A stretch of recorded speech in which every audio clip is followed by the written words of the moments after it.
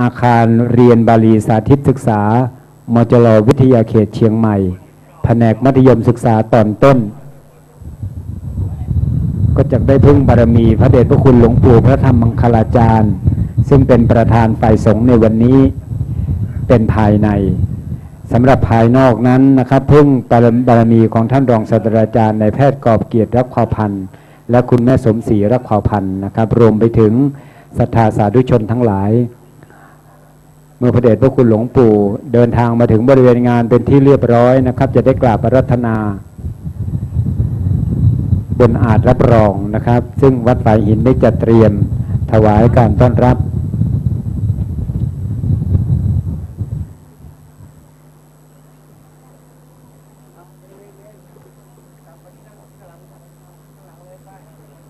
ครับสำหรับพระภิกษุสามเณรนะครับเมื่อถวายการต้อนรับเป็นที่เรียบร้อยจะได้เมตตากลับไปนั่งที่นั่งรับรองเดิมนะครับซึ่งทางวัดได้จัดเตรียมไว้เป็นที่เรียบร้อย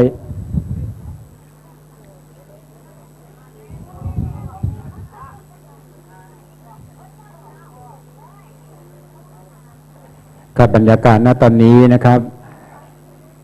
พระเดชพระคุณหลวงพ่อพระเทพมังคลาจารย์รองเจ้าคณะจังหวัดเชียงใหม่ได้น้อมนำพระมหาเถรานุเถระนอบน้อมกราบพระเดชพระคุณหลวงปู่พระธรรมมังคลาจารย์ที่ปรึกษาเจ้าคณะภาค7โดยพร้อมกันนะครับกับเมื่อได้เวลาอันควรพิธีการก็จะเริ่มขึ้นนะครับซึ่งบัดนี้พระมหาเถรานุเถระโดยกราบนบนอบพระเดชพระคุณหลวงปู่พระธรรมมังคลาจารย์ที่ปรึกษาเจ้าคณะภาค7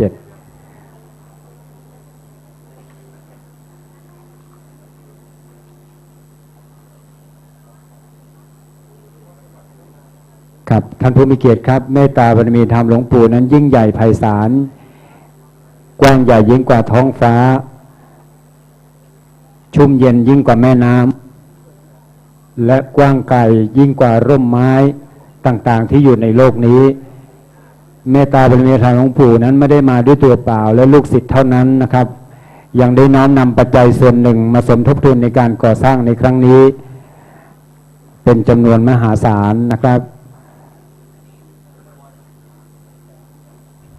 พระเถรานุเถระศรัทธาประชาชน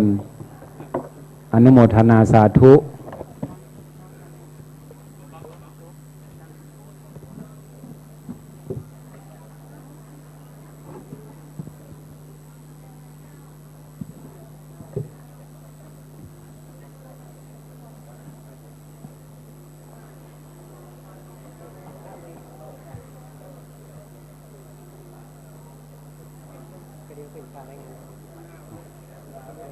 การนี้ผม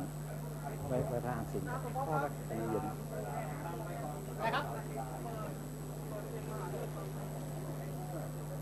เดี๋ยวก่อนเดี๋ยวจัดการ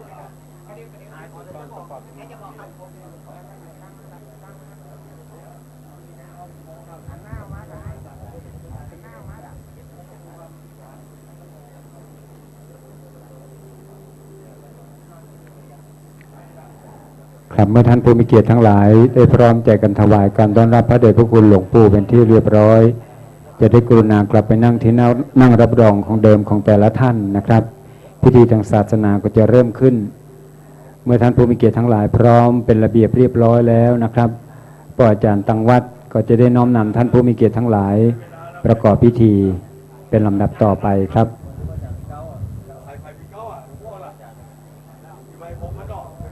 กับเมตตาปรมีธรรมหลวงพ่อพระเทพ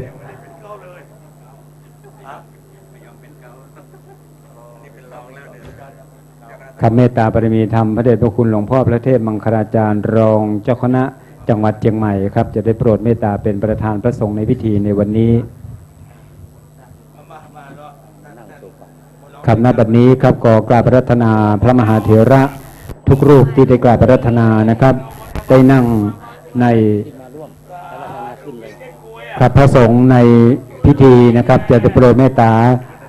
บนอาสงฆ์สำหรับพระสงฆ์ที่มาร่วมนะครับจะได้นั่งในด้านหน้าประลำนะครับอยู่ด้านซ้ายมือซึ่ง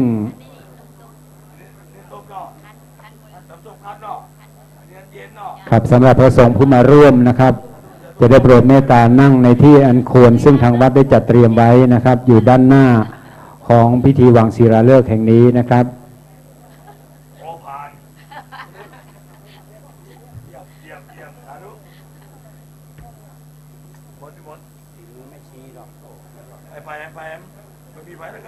จัดเดี๋ยวนันทบนมาดิมานั่งดอยไปไหนดอยมันไปอยู่อ่ะอย่างพ่อจ่าน่ะเป็นเก้าโอ้โหเดี๋ยวบุญเทพนั่งเป็นเก้าแล้วเหรอเดี๋ยวกินแล้ววะกินใจนี่มีหัวเดี๋ยวจะไปทำแล้วเดี๋ยวจะทำแล้ว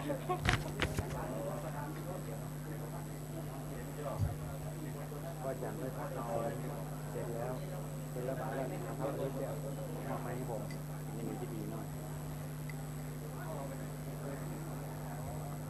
ครับกราบอาราธนาพระสงฆ์ในพิธีนะครับ9รูปที่ได้กราบอาราธนาไว้นะครับบนอาสงฆ์และขอกราบอาราธนาพระสงฆ์ร่วมนะครับประจำที่นั่งที่ทางวัดได้จัดเตรียมไว้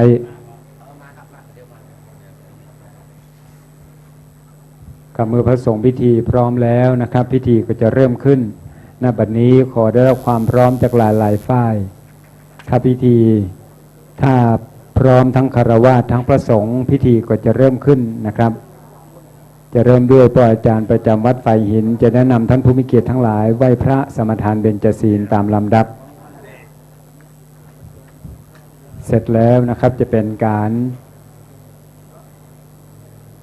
ถวายเครื่องสักการะแด่พระเดชพระคุณหลวงปู่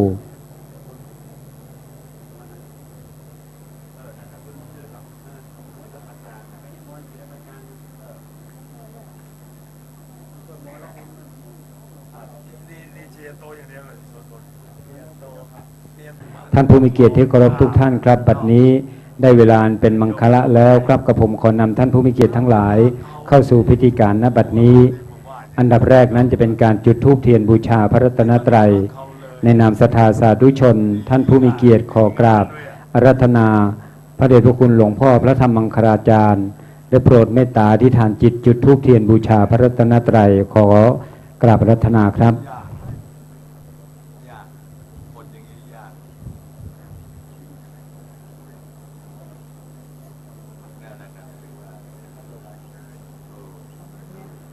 กราบบัดนี้พระเดชพระคุณหลวงปู่พระธรรมมังคลาจารย์จะได้นอบน้อมอธิษฐานจิตจุดธูปเทียนบูชาพระรัตนตรัยกราบเรียนเชิญทุกท่านประนมมือครับเทียนเล่มแรกนั้นเป็นการนอบน้อมบูชาพระธรรมเทียนเล่มที่สองเป็นการนอบน้อมบูชาพระวินัยธูปเล่มที่หนึ่งบูชาพระพุทธคุณของพระสมเด็จพระสัมมาสัมพุทธเจ้าพระปัญญาคุณและพระบริสุทธิคุณ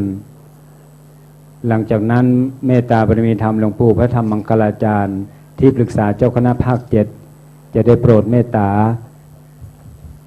นั่งบนอาสนะรับรองที่ทางวัดได้เตรียมไว้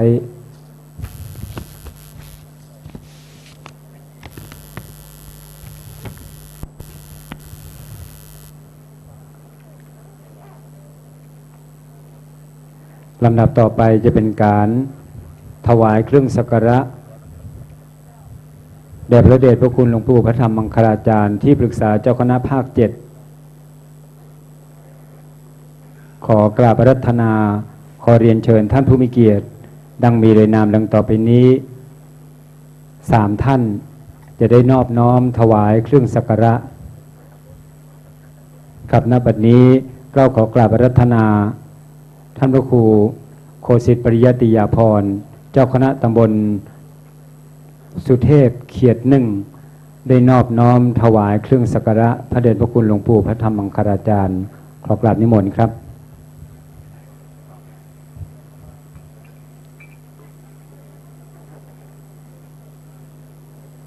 กับบัดนี้ท่านพระครูโคสิทธิปริยติยาภรณ์ท่านเจ้าคณะตำบลสุเทพเขตหนึ่งอดีตท่านรองอธิการบดีมหาวิทยาลัยมหาจุฬาลงกรณราชวิทยาลัยได้นอบน้อมถวายเครื่องสักการะแด่พระเดชพระคุณหลวงปู่พระธรรมมังคลาจารย์ที่ปรึกษาเจ้าคณะภาค7ครับ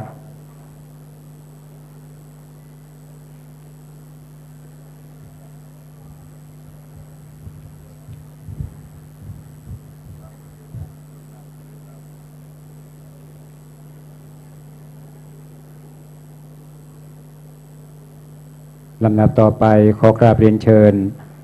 ท่านรองศาสตราจารย์นายแพทย์อำนาจอยู่สุขท่านรองอธิการบดีมหาวิทยาลัยเชียงใหม่ครับได้นอบน้อมถวายเครื่องสักการะพระเดชพระคุณหลวงปู่พระธรรมมังคลาจารย์ครับ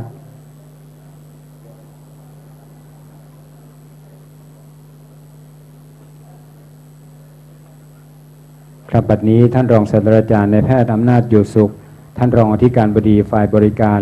พัฒนาสังคมมหาวิทยาลัยเชียงใหม่ได้นอบน้อมถวายเครื่องสักการะแด่พระเดชพระคุณหลวงปู่พระธรรมมังคลาจารย์ที่ปรึกษาเจ้าคณะภาค 7ครับ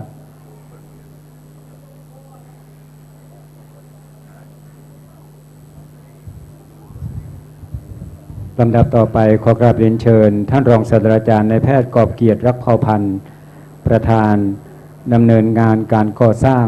โรงเรียนบาลีสาธิตศึกษามจร.วิทยาเขตเชียงใหม่แผนกมัธยมศึกษาตอนต้นได้เข้านอบน้อมถวายเครื่องสักการะแด่พระเดชพระคุณหลวงพ่อพระธรรมมังคลาจารย์ครับ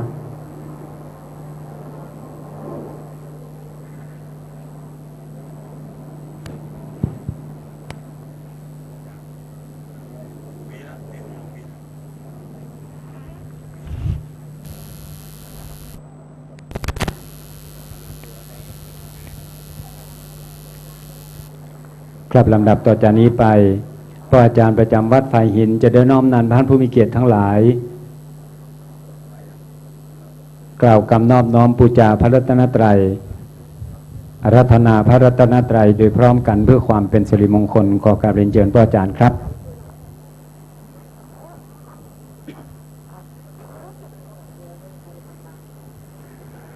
ต่อไปให้ได้ไหว้พระเนอขอเชิญว่าพร้อมกันนะครับ อิมินาสกาเลนะพุทธังอภิปูชยามะอิมินาสกาเลนะธัมมังอภิปูชยามะอิมินาสกาเลนะสังฆังอภิปูชยามะ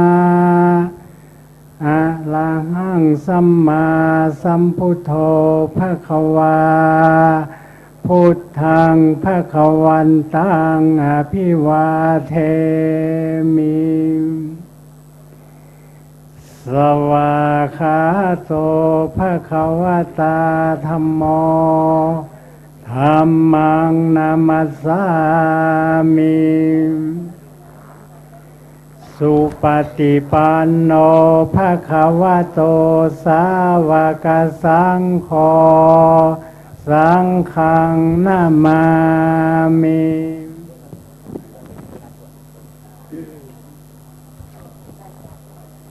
ต่อไปให้ได้กล่าวคำอาราธนาศีลขอเชิญว่าพร้อมกันนะครับมะยังพันเตติสาลาเนนะสหะปัญจศีลานิยาจามะทุติยัมปิมะยังพันเตติสาลาเนนะสหะปัญจศีลานิยาจามะตติยัมปิมะยังพันเตติสาลาเนนะสหะปัญจศีลานิยาจามะนะโมตัสสะภะคะวะโตอะระหะโตสัมมาสัมพุทธัสสะนะโมตัสสะภะคะวะโตอะระหะโตสัมมาสัมพุทธัสสะนะโมตัสสะภะคะวะโตอะระหะโตสัมมาสัมพุทธัสสะนะโมตัสสะภะคะวะโตอะระหะโตสัมมาสัมพุทธัสสะนะโมตัสสะภะคะวะโตอะระหะโตสัมมาสัมพุทธัสสะนะโมตัสสะภะคะวะโตอะระหะโตสัมมาสัมพุทธัสสะพุทธัง สรณังกัจฉามิ พุทธังสารนังคัจฉา ธั มิ มมังสรณังกัจฉามิ ธัมมังสารนังคัจฉามิ สังฆังสรณังกัจฉามิ สังฆังสารนังคัจฉามิ ทุติยัมปิพุทธังสรณังกัจฉามิ ทุติยัมปิพุทธังสารนังคัจฉามิ ทุติยัมปิธัมมังสรณังกัจฉามิ ทุติยัมปิธัมมังสารนังคัจฉามิ ทุติยัมปิสังฆังสรณังกัจฉามิ ทุติยัมปิสังฆังสารนังคัจฉา ต มิ ติยัมปิพุทธังสรณังกัจฉามิ ตติยัมปิพุทธังสารนังคัจฉา ต มิ ติยัมปิธัมมังสรณังกัจฉามิ ตติยัมปิธัมมังสารนังคัจฉามิ ตติยัมปิสังฆังสรณังกัจฉามิ ตติยัมปิสังฆังสารนังคัจฉา อิส มิ รณะกะมะนังนิติตัง นามาพันเต ปานาติปาตาเวระมณีสิกขาปะตังสมาธิยามิ ปานาติปาตาเวลามณีสิกขาปะทังสมาธิยามิ อาตินนาตานาเวระมณีสิกขาปะตังสมาธิยามิ อาตินนาตานาเวลามณีสิกขาปะทังสมาธิยามิ กาเมสุมิจฉาจาราเวระมณีสิกขาปะตังสมาธิยามิ กาเมสุมิจฉาจาลาเวลามณีสิกขาปะทังสมาธิยามิ มุสาวาตาเว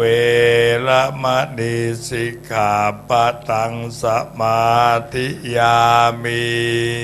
มุสาวาตาเวลามณีสิกขาปะทังสมาธิยามิ สุลาเมลยมัจจปมาทัฏฐานาเวระมณีสิกขาปะตังสมาธิยามิ สุลาเมลยามาชาปมาตฐานาเวลามณีสิกขาปะทังสมาธิยามิ มานิปัญจสิกขาปทานิสีเลนะสุขติงยันติสีเลนะโภคสัมปทาสีเลนะนิพุติงยันติตัสมาสีรังวิโสทะเย สาธุ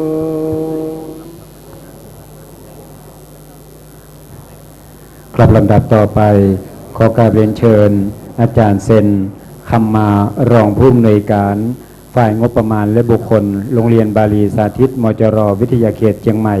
ได้กรุณากล่าวรายงานต่อประธานในพิธีขอเรียนเชิญครับ นมัสการพระเดชพระคุณพระธรรมมังคลาจารย์ที่ปรึกษาเจ้าคณะภาค7เรียนรองอธิการบดีวิทยาลัยเชียงใหม่ รองศาสตราจารย์นายแพทย์อำนาจอยู่สุข ด้วยวัดไฝหินมีโครงการบรรพชาสามเณรภาคฤดูร้อนเป็นประจำทุกปี และมีเยาวชนจากท้องถิ่นห่างไกลมาบวชในโครงการดังกล่าว เมื่อเสร็จสิ้นโครงการสามเณรเหล่านั้นได้ลาสิกขาไปด้วยไม่มีโอกาสได้เรียนต่อ อีกทั้งพุทธศาสนายังต้องการศาสนาทายาทเพื่อช่วยสืบทอดจันลงพระศาสนาต่อไป ทางวัดไฝหินจึงเริ่มเปิดดำเนินการสอนพระภิกษุสามเณรในระดับชั้นมัธยมศึกษาปีที่ 1 เมื่อวันที่ 16 พฤษภาคม พุทธศักราช 2550 โดยมี นักเรียนจำนวน 22 รูป ใช้ศาลานักศึกษาศรัทธาสามัคคี คือศาลาหลังเดิมควบคู่ไปกับแผนกปริยัติสามัญ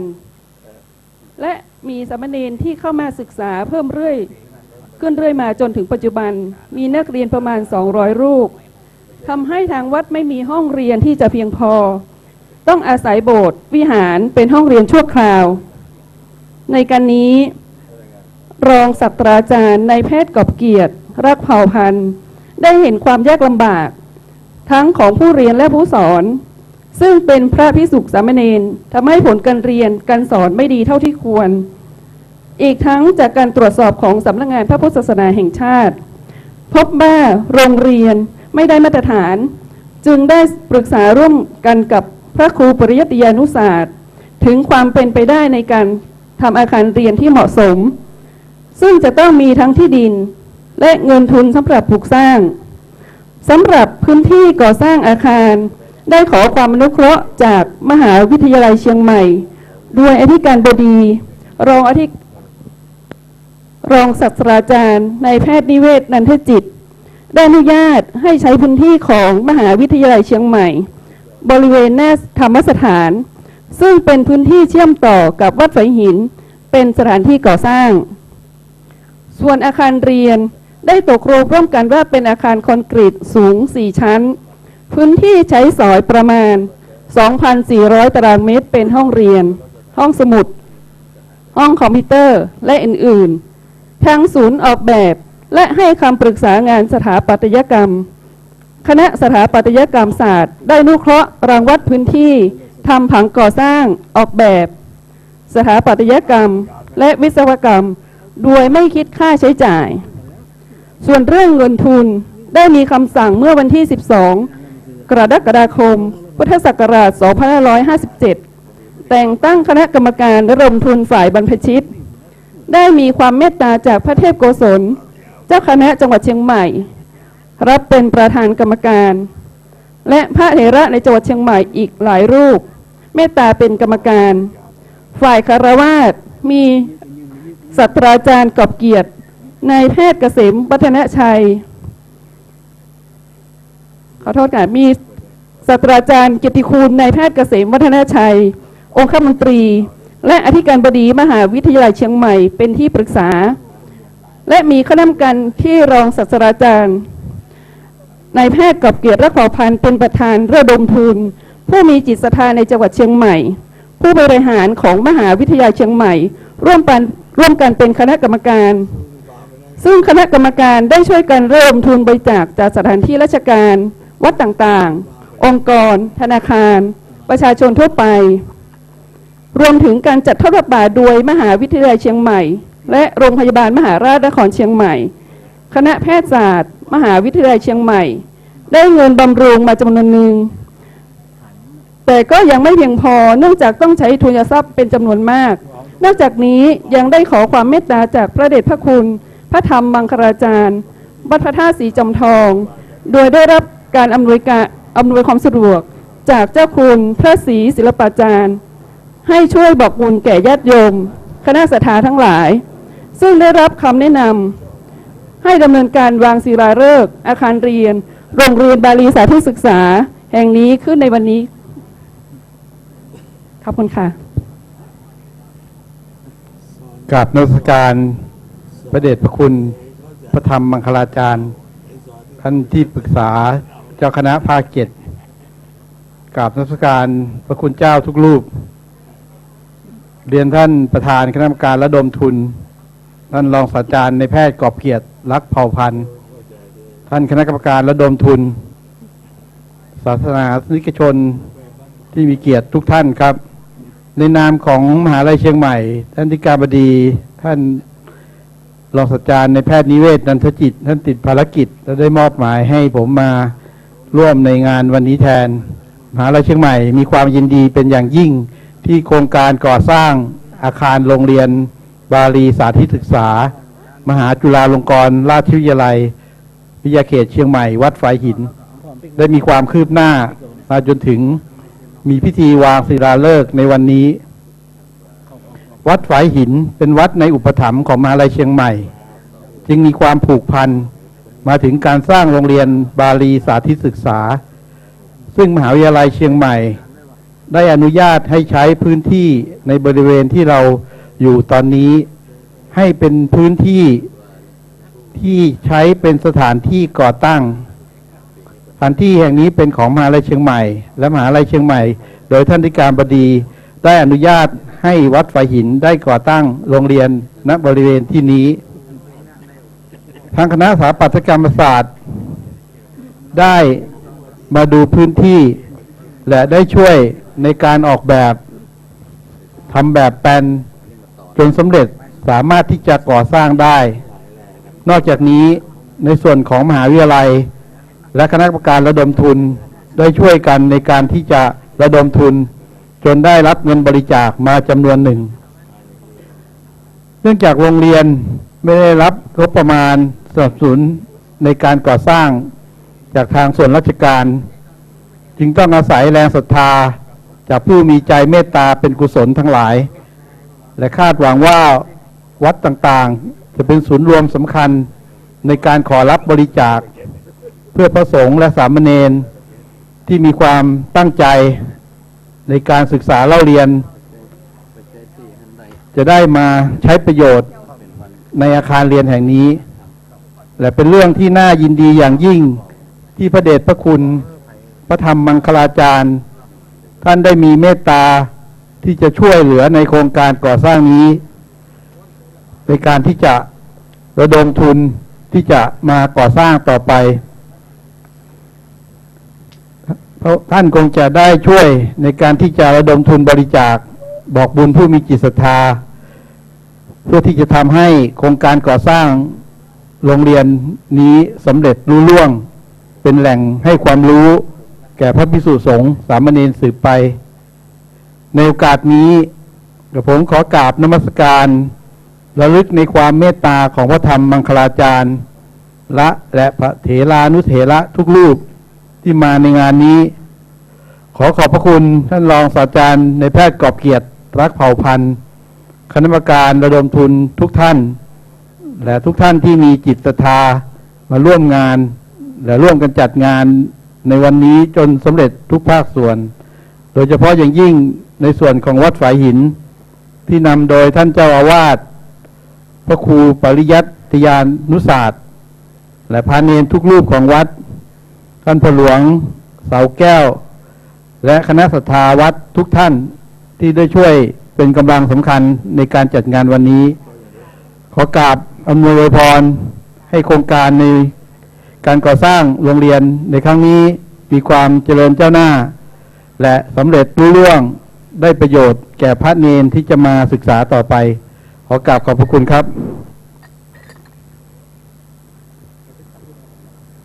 ครับขอกราบขอบพระคุณท่านรองศาสตราจารย์นายแพทย์อำนาจอยู่สุขท่านรองที่การบดี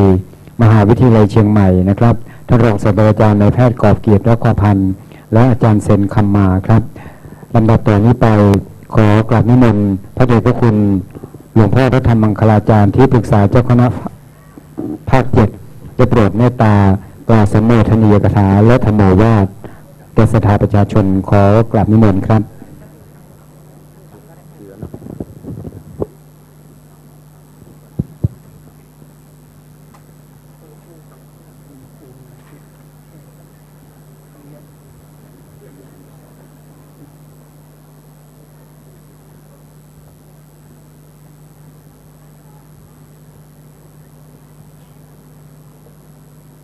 ขออนุโมทนากับท่านพระครูปริยัติยานุศาสตร์ที่มีน้ำใจและศรัทธา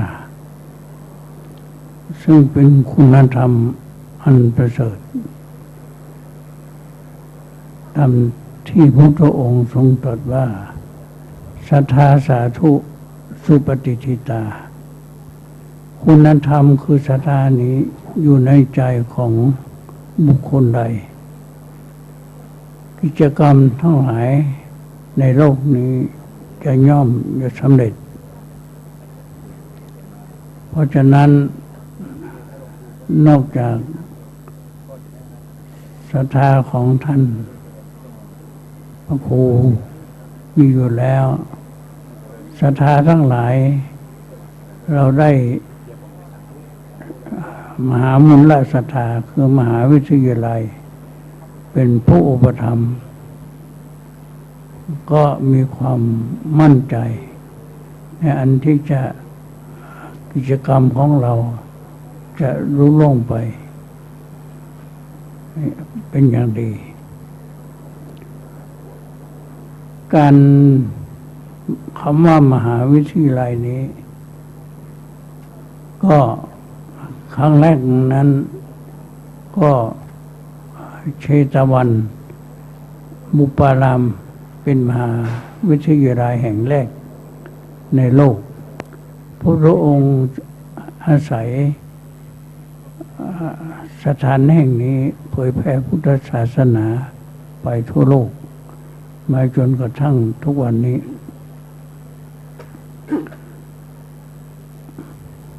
ผมอาตมาได้ไปอินเดียก็เห็นมหาวิทยาลัยแห่ง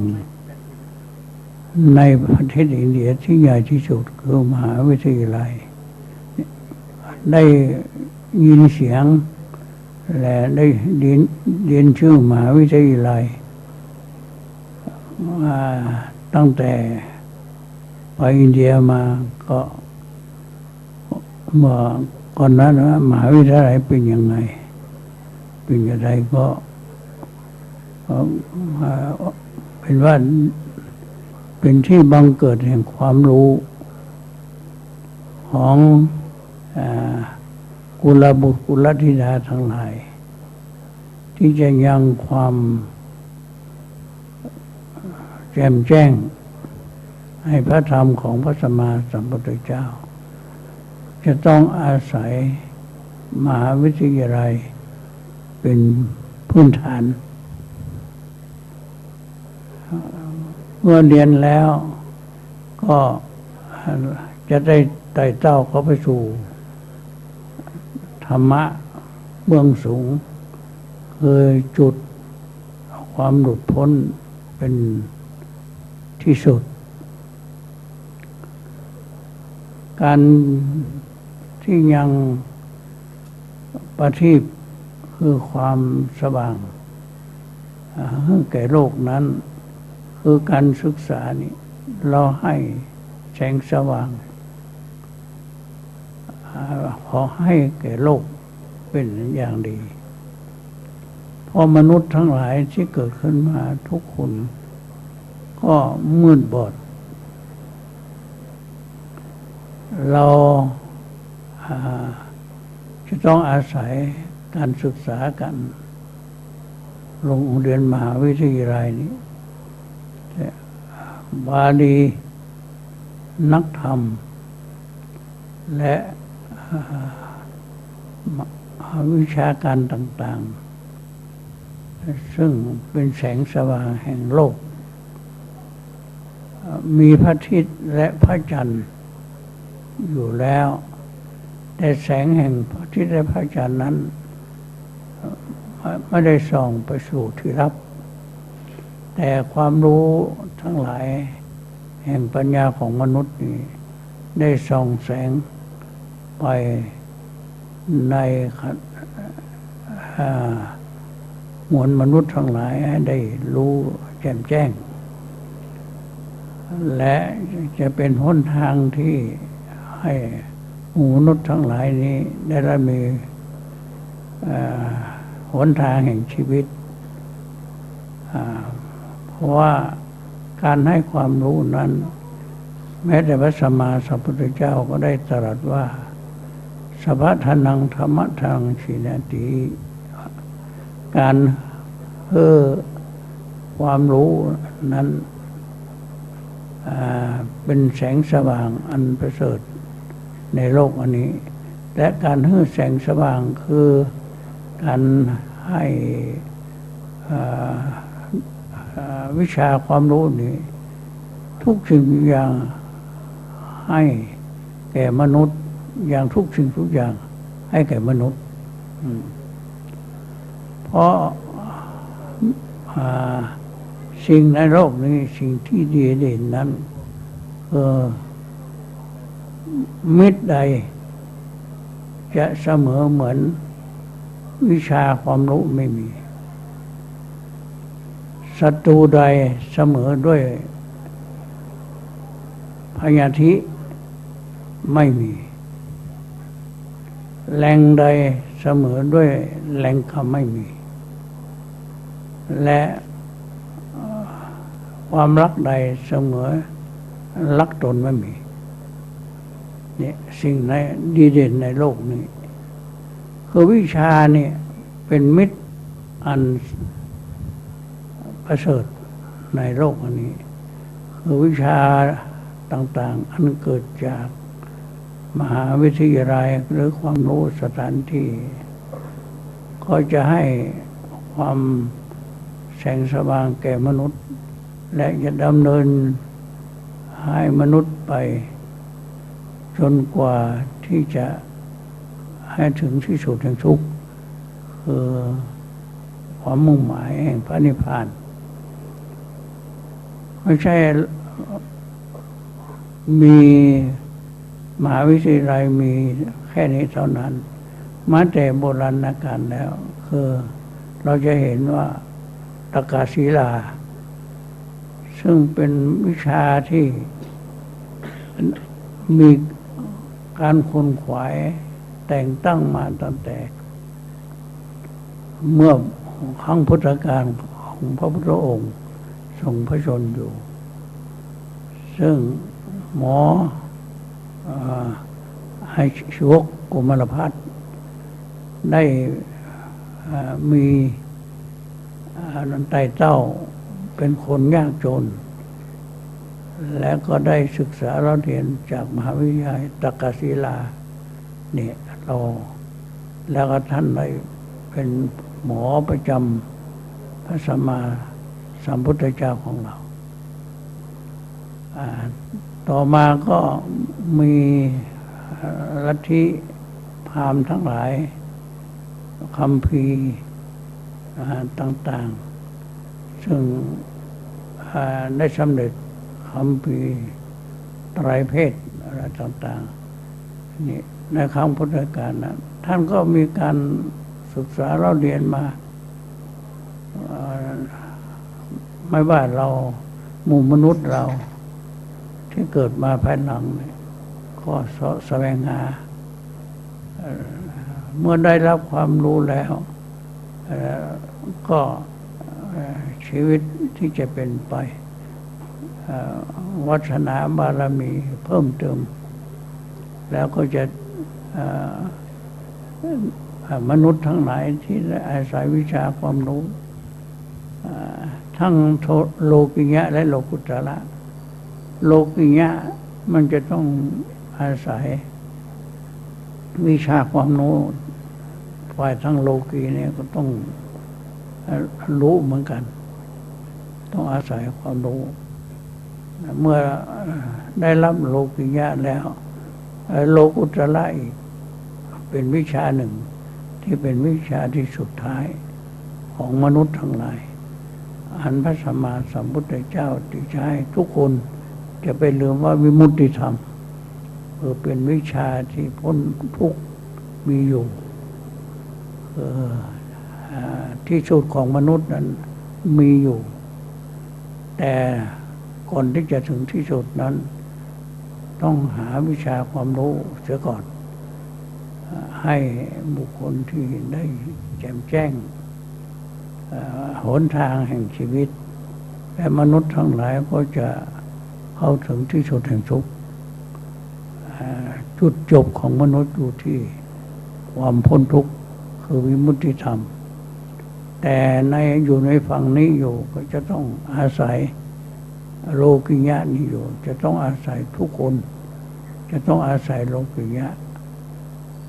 เพื่อไต่เต้าเข้าไปสู่โลกุตตรธรรมเพราะฉะนั้นการที่สร้างอาคารหรือว่าบาลีสาธิตนี้ก็มีโดยในเดียวกันก็ขอ ในนามของคณะสงฆ์เมื่อได้ยินได้ฟังกิจกรรมของท่านพระครูพร้อมด้วยกรรมการทั้งหลายได้มีขึ้นก็มีใจอันที่จะสนับสนุนและอนุโมทนาเพราะสร้างความแสงสว่างให้แก่โลกด้วยอำนาจแห่งบุญนี้ก็เป็นกันทุกคนเป็นการสร้างปัญญาบารมีอันหนึ่งเป็นบารมีที่สำคัญโยมทั้งหลายครูบาอาจารย์ทั้งหลายที่ท่านมาช่วยทุกคนนั่นท่านครูเทพปริยัติเป็นต้นซึ่งท่านคุณเทพมังคลาจารย์และพระสงฆ์ทั้งหลายที่มาท่านก็มีความหวังดีต่อมนุษย์ทั้งหลายโยมทั้งหลายที่มานี่ก็เป็นบุญเป็นกุศลเป็นการสร้างบารมีอะไรคือปัญญาบารมีเนี่ยท่านมาช่วยในการก่อสร้างนี่ทุกภพทุกชาติเลยท่านจะเร่ร่อนอยู่ในสังสารวัฏนี้ท่านเกิดมาจะไม่เป็นคนที่โง่เง่าต่อตุนจะเป็นคนที่มีความฉลาดและเป็นมนุษย์ที่มีปัญญาอันนี้เป็นประการสำคัญโยมทั้งมานี่ไม่เสียแรงที่มาช่วยมาส่งเสริมด้วยน้ำใจอันงามเนี่ยก็เป็นบารมีขอบุญบารมีปัญญาบารมีของท่านทั้งหลายทั้งฝ่ายครูบาอาจารย์สงฆ์และญาติโยมที่มาในวันนี้ขอบุญบารมีปัญญาบารมีนี้จงเป็นพละวะปัจจัยให้ท่านทั้งหลายได้บรรลุมรรคผลนิพพานในที่สุดและก็ขออำนาจแห่งบุญนี้จงมีความขอจงดลบันดาลให้ท่านมีความสุขความเจริญในหน้าที่และการงานและมีความสุขในรสพระธรรมของพระสัมมาสัมพุทธเจ้าตลอดไปทุกที่วาลาจีกันเทินสาธุ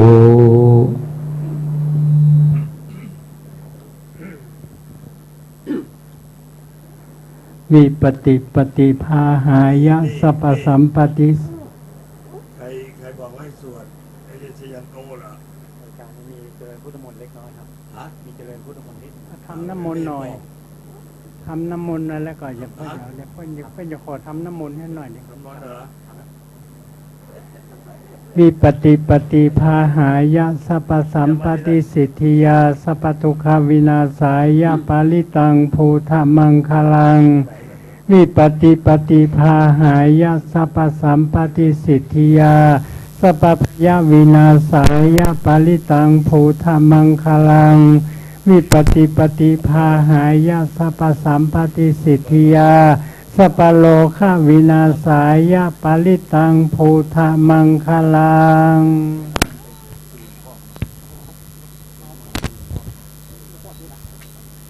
ภริตวานาเมตังสเมตาภาทันตาวิจิตาจิตาปริตังภนันตุสเกกาเมจารุเวกิริติการตเตจันตาลิเกวิมาเนชิเปรเตจักาเมตารุวนาคหะเนเกหาวตุมิเกเตภูมาจายันตุเทวาจลธาลวิสะเมยกะกันทัพนาคา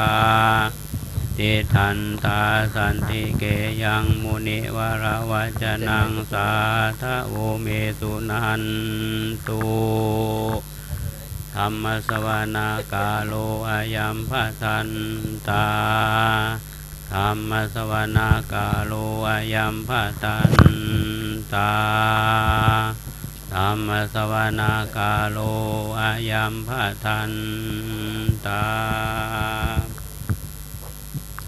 นะโมตัสสะภะคะวะโตอะระหะโตสัมมาสัมพุทธัสสะนะโมตัสสะภะคะวะโตอะระหะโตสัมมาสัมพุทธัสสะนะโมตัสสะภะคะวะโตอะระหะโต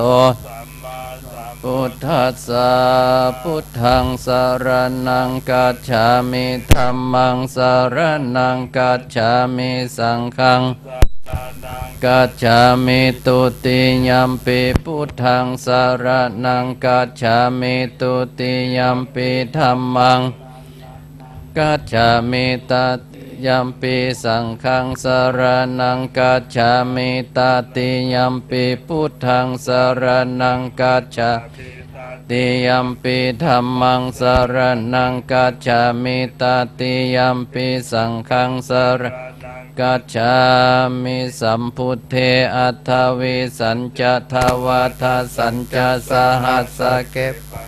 สัตตสหัสสานินามามิสิรัสสะอะหังเตสังธัมมันจะสังคัญจาตะเลนะนามามิหังนามาการานุภาเวนะหันตวสัพเพอุปัฏฐเวอเนกาอันตรายปิวินาสันตุอาเสสะโตสัมพุทเทปัญจปัญญสัญจจตุวิสติสัสสะเกสัตตสังหัสสานินามามิสิลัสสะอาหังเตสังธัมมันจะสังคัญจาอัตเลนะมัมมามิหังนัมมกาลานุภาเวนะหัตวสัพเพอุปัฏฐเวอเนกาอันตรายปิวินาสันตุอาเสสะโตสัมพุทเทนะวุตตาลัสสะเตอัตตะจัตตาริสัสสะเกวิสติสัตตสังหัสสตินามามิสิลัสสะอาหังเตสังธัมมันจะสังคัญจาทะเรนะมัมมามิหังนัมมกาลานุภาเวนะหันตวสัพเพอุปัฏฐเวอเนกาอันตละพิวินัสสันตุอาเสสะโตนะโมอะระหะโตสัมมาสัมพุทธัสสะมะเหสิโนนะโมอุตตมะธัมมัสสะสวะกัตตะเสวะเตเนตะนะโมมหาสังกัสสะปิเวสุตตาศีลาติติโนนะโมโอมัตตายาลัตตะสัลลัตตนัตตายาสัสสะตุกังนะโมโอมากติตัสสะตัสสะวะตุตายาสปินะโมปะเวนาเวกาจันโตอุปัตตวานะโมนุภาเวนะสุวันเตโหตุสัพพตานะโมกาลัสสะเจเตนาเวติเมโหเมเตจาวาอาเสวนาจะพาลานังบัณฑิตานันจะเสวนาบูชาจะปูชนียานังเอตัมมังคาลามุตตะมังปฏิโลปเตสาวาโสจะปุเปจักตตาปุญญาสัมมาปณิติจะเอตัมมังคาลามุตตะมังปะจะธรรมจาริ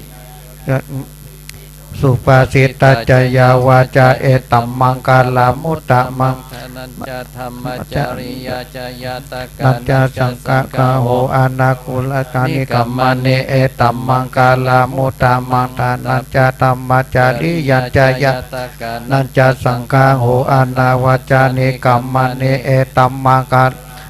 มังอาลาติเวลาติปปะมัจจปานาจะสัญญโมอัปปมาโตจะตัมเมสุเอตัมมังคาลามุตตะมังคาลาโวจานิวาโตจะสันตุติจักตัญยุตกาเลนะธัมมัสสวานังเอตัมมังคาลามุตตะมังตันติจะสุวัจจะสัตตสัมมานันนันจะตัสสะนังกาเลนะธัมมัจจกัญจะเอตัมมังคาลามุตตะมังตะปุจจะพระมจาริยัญจะอริยสัจจ นาทัสสานังนิพ ปานาสสิกิเลยาจาเอตัมมังกาลาโมตามังอุตสันโลกตมเหเจตังยัสสันนกัปปติอาสุกังวิลาจังเกมัง เอตัมมัง กาลามุตตามังเอตาติสานิกัตตวานัสสปะปะละ ปาราชิต ตัสสัมปันตสุติกัจจติตันเตสังมังกาลามุตตมติมหามังกาลาสุตตัง ยังกินชีวิตังอิทาวาอุรังวา สกเกสุวายันรัตนังปานิตานันโน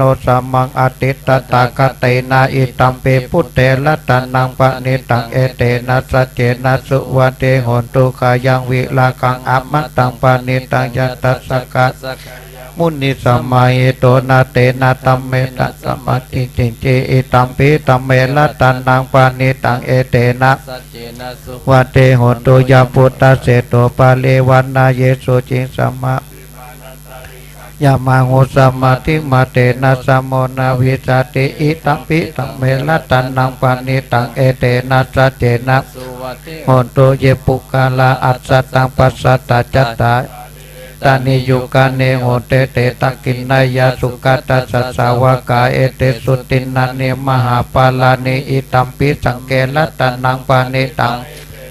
เจนะสุวันเตโหตุเยสุปายุตามานาสันตะ นานิ กามิโนโคตัมมาสาสนัมเมเตปฏิปตังอมตังเวไกหาลตาโมตาเนโปเตงโปชมานาอิตัมปิสังเกรัตนัง ปานิตังเอ เตนะสัจเจนะสุวันเตโหตุขีนังปุลานังนะวังนาติสัมภาวังเวรัตจิตตายติเกปวัตสมิปิจาอาวิโลนิสิตตานิปัน ทิรายะ ป ทา ฏิ ยป ปัน ฏิ โปอิตัมปิสังเกรัตนังปานิตังเอเตนะสัจเจนะสุวันเตโหตุ กรณียมัทธกุสเล เลนะยันตันสันตังปะตังอาภิสัมเมจัสสะโกโอจุจัสสุโหสุจัสสุวะโจจัสสะโมโตอานาติมัน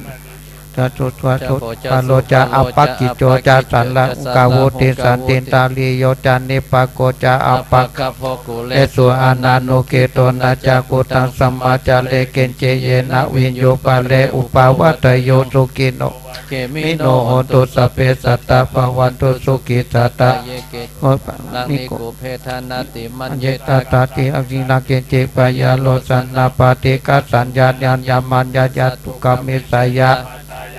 สัญญังพุตังอโยสายเอกพุตตังมโนลาเกเอวังปิสัพพะปุเตตุปานาภวะ เยอ ปาลิมานังอุตังอัตปโลกัสสมิมานาสัมภาวะเยอปาลิมานังอุตังอัตโตจติ ริยัญจา อสัมปะทังอาเวลังอสัมปะตันติตัจจลเนสิโนวาสยโนวายาวัตตัสสมิกัตตามิโตติตยะประมาเมตังวิหารังเอตามาโหติตินจาอนุปกัมมาศิลาวานาสเนนะสัมปันโนกาเมสุเวนาย ยะเกตัง นายสัตุกัปปัสสยปุนาเรติ ติการ ลานิยาเมตตาสุตตาม อัปปมโนพุทโธอัป ปมาโนตัมโมอะปมาโนสังโฆปมานาวันตาเนเสเลสปาเนอายเวสิกัสสัตตปาเนอุณนันนะ ปิสระ ปมบุญกากาตเมลากากาตเมปาเลตาปฏิกัมมัตตุพุทธาเนโสหานะโม ภะคะวะโต นะโมสัตตานังสัมมาสัมพุทธานัง อิติปิโสภะคะวะ อะระหังสัมมาสัมพุทโธวิจาจารณะสัมปันโนสุขโตโลกาวิทูอนุตตโลปุริสัตตมัสสารติสัตตาเทวะ มนุสนัง พุทโธภะคะวะติสวากาโตภะคะวะตะธัมโมสันติติโกอากาลิโกเอหิปัสสิโกโอปันนายิโกปัจจตังเวทิตาโพ วิญโยหิติ สุปฏิปันโนภะคะวะโตสาวกสังโฆโอสุปฏิปันโนภะคะวะโตสาวกสังโฆยะยะปฏิปันโน ภะคะวะโต สาวกสังโฆสามิจิปฏิปันโนภะคะวะโตสาวกสังโฆยติตังจัตตาเลปุเรสายุกานิอัตตปุเรสะ ปุคลาเอ สัพพะคะวะโตสาวกสังโฆอาหุนายโยปาหุนายโยตักขินายโยอัจจาลิกาลาเนโยอนุตตรังปุญญเก จังโลกั ปั ส ส สะ สติ พาหุงสหัสสมพินิ นิมิตาสาวุตันตังเกเมกาลังโอติตาโกลลัสสะเสนะมารันตานาติตามาวิตินาจิตตาวามุเนโตตันเต จัสสะภวัต ตุเตสยามังกาลานิมาลาติเลกามาปิโยติสัสสะปาลาติโกลัมปันนัลลวะกัมมะกัมมะตตายากังกาเตสุตันตะ นาจิต ตวามุนิโตตันเตสัสสะปวันตุเตสยามังกาลานินาลากิลิงกัจจาวลังอติมาตาปูตัง ทวกิ จักกรรมสันเนวสุตารุนาตังเมตังปุเสกาวิตินาทิตวามุนิโตตันเตสัสสะปวันตุเต ชยมัง กาลานิอุกิตากากรรมติอัตตสุตารุนันตัง ทวันติ โยจนาปตังปุริมาลาวันตังเอเตเปสังกตัมมโนทิตวามุนิโตตันเตสัสสะ ปวัตตุเต จยมังกาลานิกัตวานาคตามุตตาลังอิวะกัมพิเนยาจินจายาตุตตะวัจานังจันนกายามัจเจสันเตนะทิตวามุนิโตตันเตสัสสะปวัตตุเตสยามังกาลานิสัจจังวิหายามัตติสัจจกวัตเกตุงวัตปิโรปิตามานังพุทธังปัญญาปฏิปัจจาริโตทิตวามุนิโตตันเตสัสสะปวัตตุมังกาลานินันโตปนันตปุจจกังวิพุทธังมาเหติปุเตนะเตละปุจจเกนะตัมมาปยันโตอิตุปเตสาวิตินา จิตวามุนิโตตันเตจั สัพพวันตุเตสยามังกาลานิตุกาหาติติปุจจเกนะสุตตตาหัตตัมพระมังวิสุทธิสุทธิมิติปกาปิตานัญญนกเตนะวิตินาจิตตวามุนิโต ตันเตจัสสะ ปวัตตุเตสยามังกาลานิเอตปิปุตตสยามังกาลาอัตตกตาโยวัจจโนทินติเนสารเตมตันติ ตัวนาเมต กาวิเวตานิจุปัตตวานิโมกังสุกังอติกัมมายานโรสะปัญโย ยันทุนิมิตังอวามังกาลัญจโย โยจามานาโพสกุณาสัสสะโตปปะกะโหตุตุปินังอากัตตังพุทธานุภาเวนะวินาสเมตุยันตุนิมิตังอวามังกาลัญจโยจามานาโพ สกุณาสัส สัตโตปปะกะโหตุตุปินังอากัตตังธัมมานุภาเวนะวินาสเมตุยันตุนิมิตังอวามังกาลัญจ โยจามานา อนา โพ พุท ส ธ กุ กุ ณา ณา สั สั ส ส สะ สะโตปปะกะโหตุตุปินังอากัตตังสังกานุภาเวนะวินาสเมตุ สกัตตัวพุทธลัตนัง อุตตังอุตตมังวะลังอิตังเทวมนุษย์นังพุทธเตเสนาสุตินันนัสสันตุปัตตวะสเปตุกาอุปัสสเมตุเตสกัตวะธรรมรัตนังอุตตัง อุตตมังวะ ลั ลั ง ง อะลังอุตเตเตนะสุตินันนัสสันตุปัตตวะสเปปยาอุปัสสเมตุเตสกัตวะสังฆรัตนังอุตตังอุตตมังวะ รังอาหุ หุนายังปาหุนายังสังฆเตเจนะสุตินันนัสสันตุปัตตวะสเปโลกะอุปัสสเมตุเต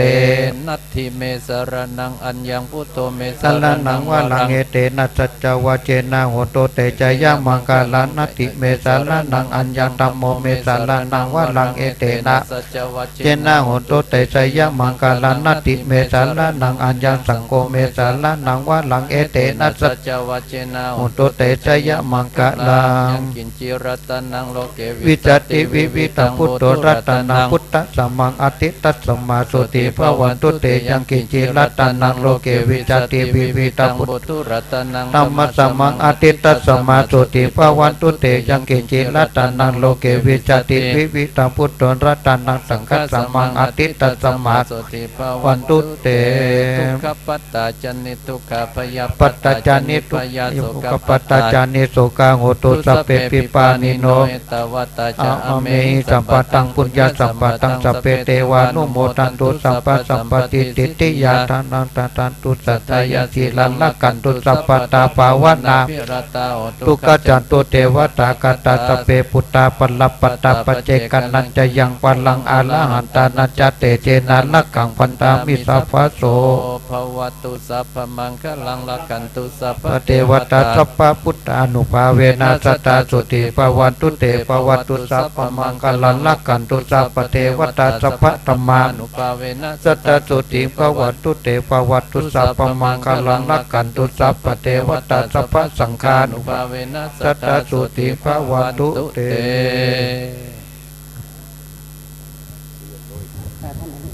กับบัดนี้นะครับจะได้พระเดชพระคุณหลวงปู่พระธรรมมังคลาจารย์ที่ปรึกษาเจ้าคณะภาค 7จะได้ประกอบพิธีในมณฑลพิธีรัชวัตรประธานฝ่ายคารวะท่านรองศาสตราจารย์ในแพทย์อำนาจดีสุขท่านรองที่การบดีมหาวิทยาลัยเชียงใหม่และท่านรองศาสตราจารย์ในแพทย์กอบเกียรติรักพาพันธ์จะได้พร้อมใจกันมณฑลพิธีประกอบพิธีร่วมกับพระเดชพระคุณหลวงปู่พระสงฆ์บนอาสงฆ์จะได้โปรดเมตตาเชยเยนโตกถาครับ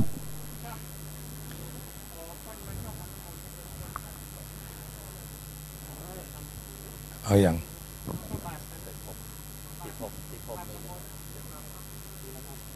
ไป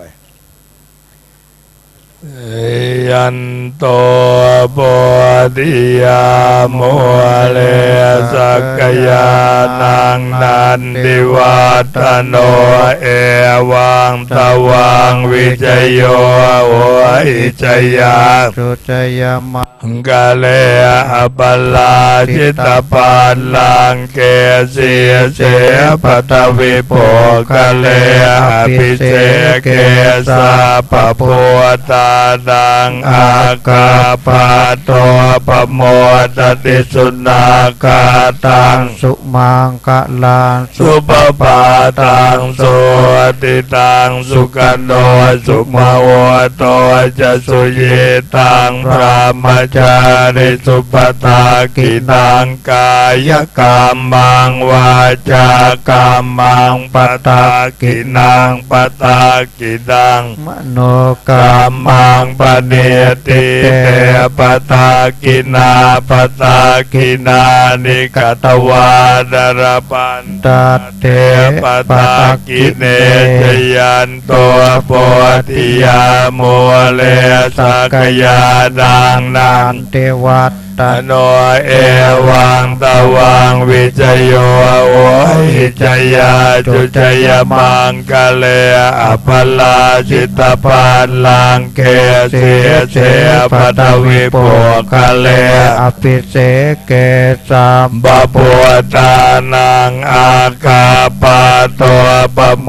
ตติสุนาคาตังสุมังคลังสุปปาตังสุติตังสุกันโนสุมาโวโตจะสุยิตตามรามมจาริสุปตากินังกายกรรมังวาจากรรมังปตากินังปตากินังมโนกรรมังปเนติเตปตากินาปตากินานิกตวานรปันตาเตปตากิเนโดโพธิยาโมเลสักยานังนันทิวัตโนเอวังตวังวิจโยโอหิจยาจุจยมังเกสีเสปัตวิโภกะเลอภิเสเกสาปโพตานังอากาปาโตปโมตติสุนาคาตังกาลาสุปปาตังสุติตังสุกันโนสุมาโวโตจะสุเยตังพระมจาริสุปตากินังกายกรรมังวาจากรรมังกินังปตากินังมโนกรรมังปเนติเตปตากินาปตากินานิกัตวานรปัตตาเตปตากิเนโพธิยาโมเลสักยานังนันติวัตโนเอวังตวังวิจโยโหหิจยาจุจยมังกะเลอภลาสิตปะเสเสปัตวิโภกะเลอภิเสเกสาปโพธานังอาคาปาโตปโมตติสุนาคาตังสุมังคลังสุปปาตังสุงดติตาสุกโนสุมาโวโตจะสุเยตังพระมจาริสุปตากินังกายกรรมังวาจากรรมังปตากินังปตากินังมะตัวกรรมังปเนติเตปตากินาปตากินานิกตวานรปันตาเตปาตาคิเนกับท่านผู้มีเกียรติ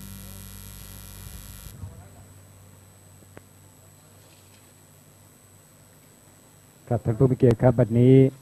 เมตตาบารมีธรรมพระเดชพระคุณหลวงปู่พระธรรมมังคลาจารย์ที่ปรึกษาเจ้าคณะภาค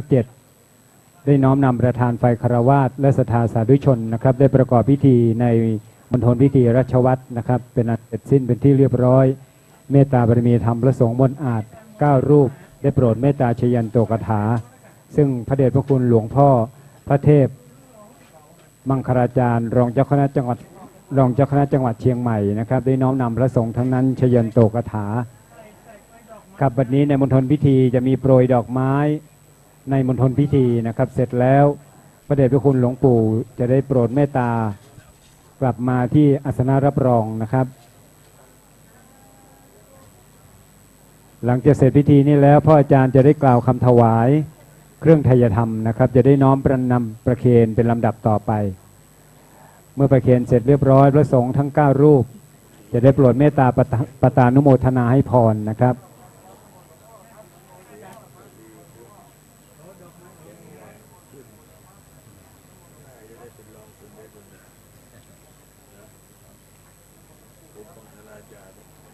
ครับเมื่อเสร็จในมณฑลพิธีเป็นที่เรียบร้อยนะครับศรัทธาสาธุชนจะได้กรุณากลับไปนั่งที่นั่งรับรองเดิมนะครับลำดับต่อจากนี้ไปเราทั้งหลายจะได้พร้อมใจกันกล่าวคำถวายเครื่องไทยธรรมนะครับน้อมถวายแด่พระสงฆ์ทั้งนั้น9รูปเสร็จแล้วนะครับพระสงฆ์ทั้ง9รูปจะได้ปตานุโมทนาฮึปรครับเป็นลำดับต่อไปครับ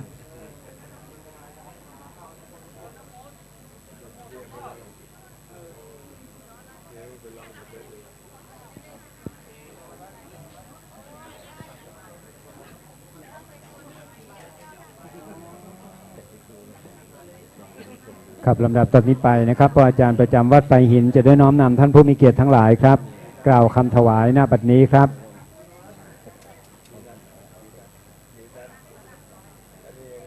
ขอเชิญกันมาตั้งไหนเนอะใช่จัง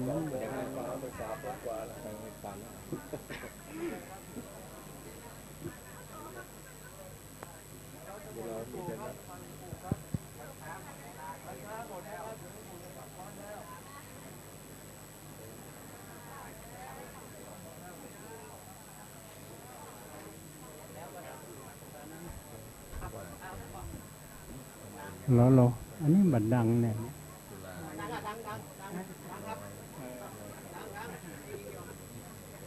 ต่อไปให้ได้กล่าวคำถวายนะครับขอเชิญ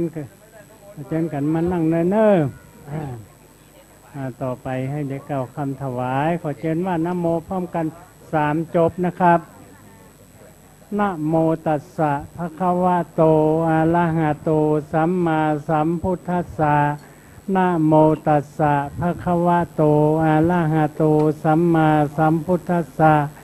นะโมตัสสะภะคะวะโตอะระหะโตสัมมาสัมพุทธัสสะอิมานิมายังพันเตสังฆทานานิสัปริวาลานิภิกขุสังคัสสะโอโนชยามะสาธุโนพันเตภิกขุสังโฆอิมานิสังฆทานานิ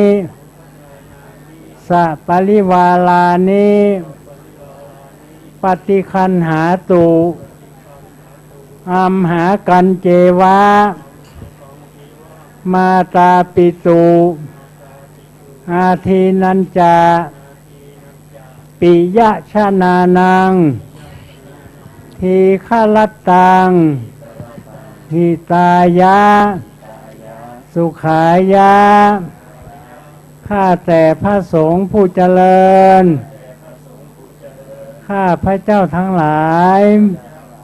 ขอน้อมถวายสังฆทานพร้อมกับบริวารทั้งหลายเหล่านี้แด่พระภิกษุสงฆ์ขอพระสงฆ์จงรับสังฆทานพร้อมกับบริวารทั้งหลายเหล่านี้ของข้าพระเจ้าทั้งหลายเพื่อประโยชน์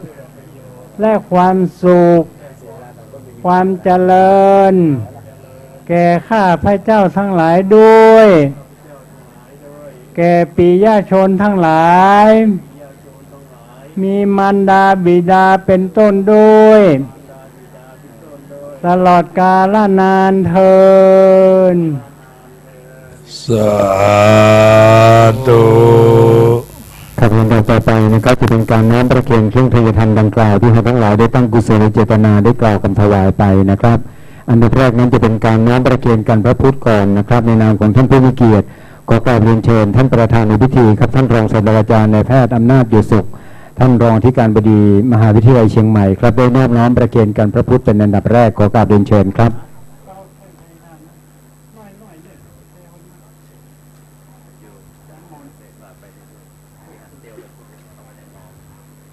ครับลำดับต่อไปขอกราบเรียนเชิญท่านรองศาสตราจารย์นายแพทย์กอบเกียรติรักคอพันธ์ครับได้นอบน้อมประเคนถวายประธานพระสงฆ์ในวันนี้กับเมตตาบารมีธรรมพระเดชพระคุณหลวงพ่อพระเทพมังคลาจารย์ได้เป็นประธานพระสงฆ์ในวันนี้ครับได้โปรดเมตตาเป็นประธานพระสงฆ์ในวันนี้กับบัดนี้ครับท่านรองศาสตราจารย์แพทย์หญิงยุภาสุวิศวรรณได้นอบน้อมประเคนกันพระพุทธกราบเรียนเชิญท่านรองศาสตราจารย์ในแพทย์กอบเกียรติรักคอพันธ์ครับได้นอบน้อมประเคนพระเดชพระคุณหลวงพ่อพระเทพมังคลาจารย์ครับประธานพระสงฆ์ในวันนี้ลำดับต่อไปครับขอกราบเรียนเชิญท่านผู้ช่วยศาสตราจารย์นายแพทย์นิสิตวัฒนชริยาครับ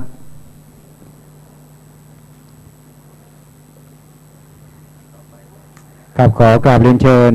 คุณแม่สมศรีรักเผ่าพันธ์ครับ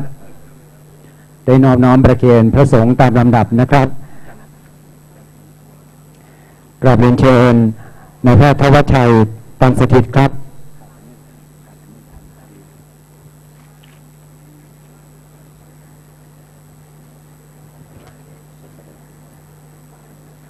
ขอกราบเรียนเชิญคุณวิมาลาตันสถิตครับ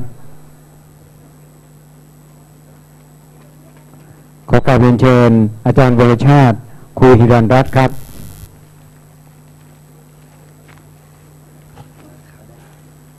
ขอกราบเรียนเชิญพ่อกำนันบุญทันทาหารครับพ่อกำนันตำบลสุเทพและท่านสุดท้ายครับขอกราบเรียนเชิญในห้างการัน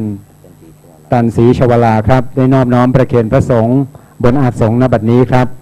เมื่อท่านผู้มีเกียรติทุกท่านได้พร้อมใจกันนอบน้อมประเคนเป็นที่เรียบร้อยจะได้กรุณากลับไปนั่งที่นั่งรับรองเดิมนะครับ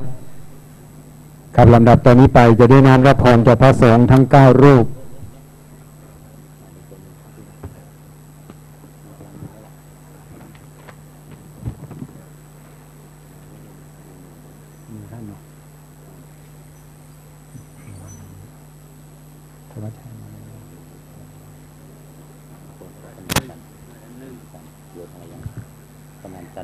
ครับณบัดนี้ครับขอกราบเรียนเชิญป้านันจันทร์โยธาวังครับได้นอบน้อมประเคนครับรูปสุดท้ายครับรูปที่9ครับ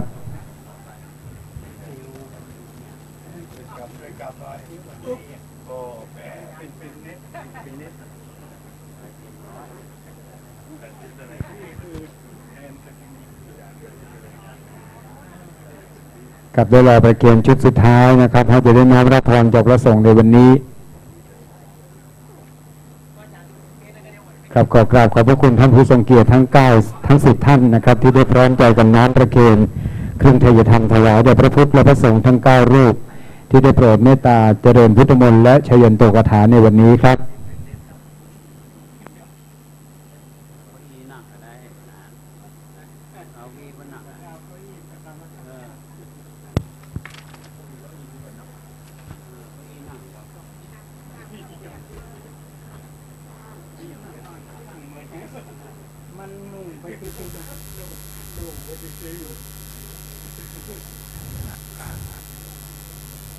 ยะตา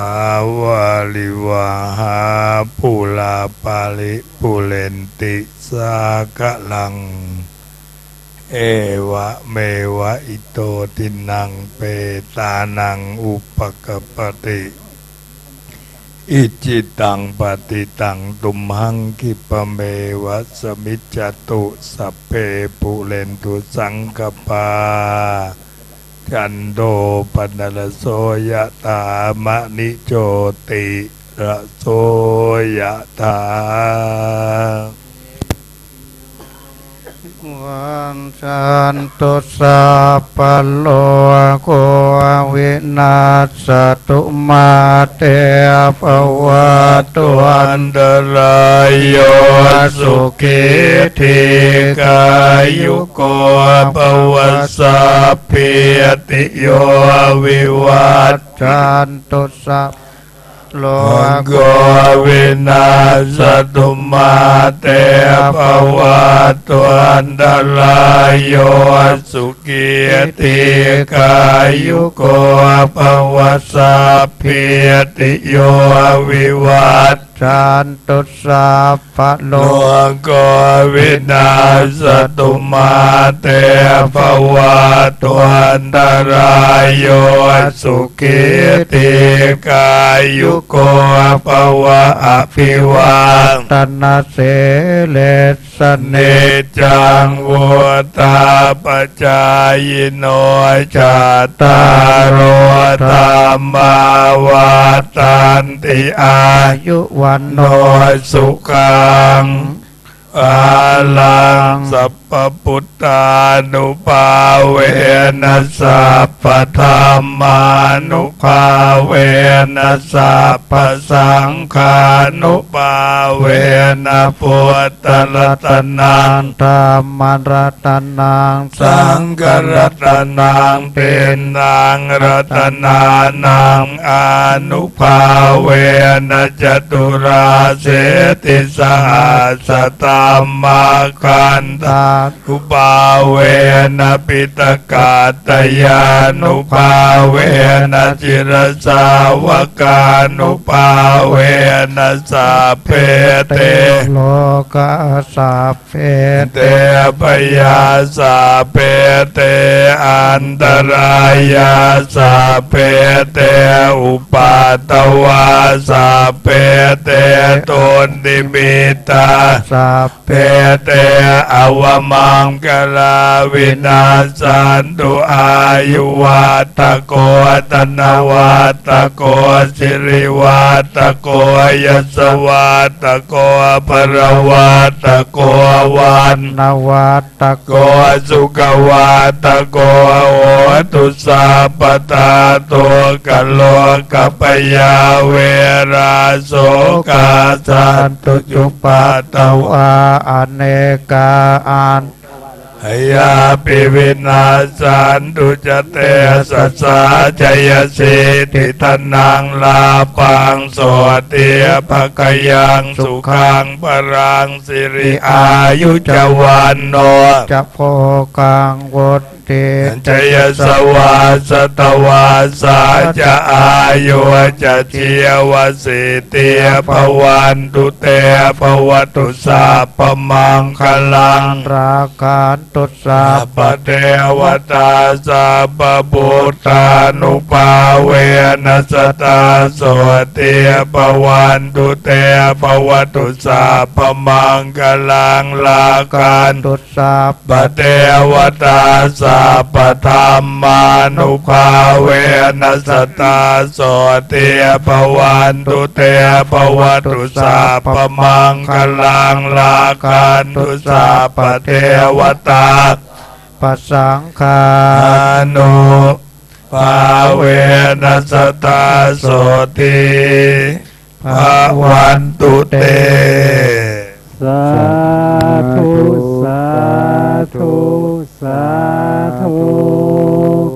อิตังตานากัมมังนิพพานาปัญจโยนตุโนนิจังอิตังศีลากัมมังนิพพานาปัญจโยนตุโนนิจั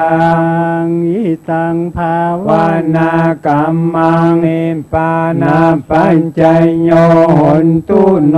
นิจังยังกินจิกุสาลังกาตาปังกัมมังสาเพหิกาเตหิกาตังปุญญังโนอนุโมทันตุสุนันตุปนโตเยเตวังอัสสามิงทาเนอาทิคาตาทิคายุกาตาหนตุสัพ ปัสสตานังสุขีอาตานังปาริหารันตุมาตาปิตาสุขีตาหนตุตุขาปามุนจันตุสัพเพญาติกาสุขีตาหนตุตุขาปามุนจันตุสัพเพ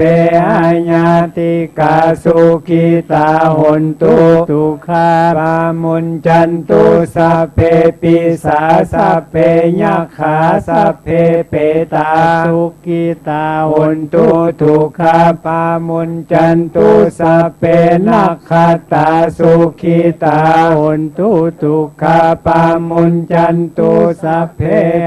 วาสุขีตาหนตุทุกขาปามุนจันตุสัพเพอาจาริโยปัจจยาสุขีตาหนตุทุกขาปามุนจันตุสัพพสัมปตินังสามิจันตุโว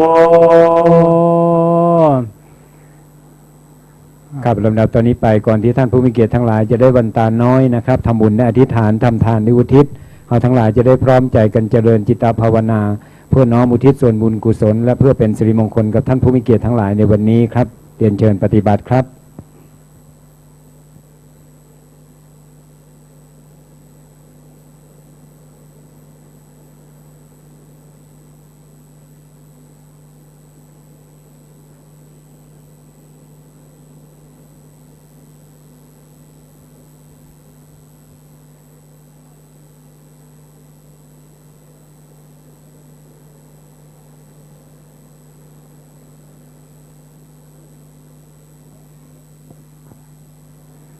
พอสมควรแก่เวลาน้อต่อไปให้ได้วันตาน้อยเนิ่มสาธุวันตามิพันเตสัพพังอปาลาทังคามะธรรมเมมายากาตังปุญญังสามินางอนุโมทิตาปังสามินากาตังปุญญังหังตาตาปังสาธุสาธุอนุโมทามิ จัตตารโอธรรมาวัฏันติอายุวันโนสุขังภะลังสาธุสาธุสาธุกับพิธีวางศิลาฤกษ์ในวันนี้นะครับบัดนี้ได้เสร็จสิ้นลงแล้วครับวางศิลาฤกษ์อาคารเรียนโรงเรียนบาลีสาธิตศึกษามจร.วิทยาเขตเชียงใหม่แผนกมัธยมศึกษาตอนต้นณวัดไฟหินแห่งนี้นะครับกราบขอบพระคุณเมตตาบารมีธรรมพระเดชพระคุณหลวงปู่พระธรรมมังคลาจารย์ที่ปรึกษาเจ้าคณะภาค7ประธานพระสงฆ์ในพิธีในวันนี้กราบขอบพระคุณเมตตาบารมีธรรมพระเทพมังคลาจารย์รองเจ้าคณะจังหวัดเชียงใหม่พระมหาเถรานุเถระทุกรูปครับที่ได้โปรดเมตตาเจริญพุทธมนต์และชยันโตกถาในวันนี้กราบขอบพระคุณประธานฝ่ายคารวาสท่านรองศาสตราจารย์นายแพทย์อำนาจอยู่สุขท่านรองศาสตราจารย์นายแพทย์กอบเกียรติรักเผ่าพันธ์คุณแม่สมศรีรักเผ่าพันธ์และท่านรองศาสตราจารย์แพทย์หญิงยุพาสุนิสวรรค์ท่านผู้ช่วยศาสตราจารย์นายแพทย์นิสิตวัฒนชริยาครับและอาจารย์ผู้อาวุโสท่านผู้ทรงเกียรติทุกท่านที่ได้พร้อมใจกันตั้งกุศลเจตนามาร่วมมหาพิธีในครั้งนี้วางศิลาฤกษ์โรงเรียนบาลีสาธิตศึกษามจร.วิทยาเขตเชียงใหม่แผนกมัธยมศึกษาตอนต้นนะครับได้เสร็จสิ้นลงแล้วขอบุญบารมีที่ท่านทั้งหลายได้บำเพ็ญเพียรในวันนี้เป็นปัญญาบารมีขอให้ปัญญาของท่านผู้มีเกียรติทั้งหลายนั้นโชติช่วงชัชวาลเป็นคนฉลาดปราดเปรื่องนะครับทั้งภพนี้และภพหน้ารวมไปถึงลูกหลานปานเต้าท่านผู้มีเกียรติทั้งหลายที่มาในวันนี้ภายที่ได้มาในวันนี้ขอให้ได้รับบุญญาภัยที่ได้มาในวันนี้ขอได้รับอานิสงส์นะครับกับบัดนี้ครับลูกศิษย์ลูกหาของพระสงฆ์องค์เจ้าในวัดวาอารามต่างๆครับได้พร้อมใจกันนำเครื่องไตรยธรรมพระสงฆ์ขึ้นรถพร้อมกับส่งพระสงฆ์กลับวัดนะครับขอกราบขอบพระคุณทุกส่วนร่วมในวันนี้รวมไปถึงสถานบุญเฮาทั้งหลายวัดไฟหินของทุกท่านครับทุกฝ่ายทุกส่วนงานนะครับที่มีส่วนร่วมในงานบำเพ็ญบุญในครั้งนี้ในงานวางศิลาฤกษ์ครั้งนี้ได้สำเร็จลุล่วงไปด้วยดีด้วยความสง่างามนะครับในนามลูกศิษย์ของหลวงพ่อพระครูพระครูปริยัติยานุศาสตร์ท่านรองเจ้าคณะอำเภอเมืองเชียงใหม่ ท่านเจ้าวาดวัดไฝ่หินนะครับ ขอกราบขอบพระคุณทุกท่านที่มีส่วนร่วมในวันนี้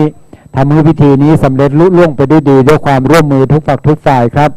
หวังว่าในอนาคตอันใกล้นี้โรงเรียนบาลีสาธิตศึกษามจรวิทยาเขตเชียงใหม่แผนกมัธยมศึกษาตอนต้นคงจะสูงตระหง่าน3 ชั้นหน้าวัดไฝ่หินของเราแห่งนี้นะครับและเป็นโอกาสในอนาคตที่จะให้โอกาสพระภิกษุสามเณรได้มีโอกาสได้เรียนรู้แม้ว่าจะอยู่ท้องถิ่นทุรกันดารเมื่อมายังวัดไฝ่หินแห่งนี้นะครับได้มีสถานที่ร่ำเรียนศึกษาได้เป็นคนที่มีอนาคตเป็นคนที่มีความรู้รักษาพระพุทธศาสนาเผยแผ่พระพุทธศาสนาในโอกาสต่อไปครับในวันนี้ของ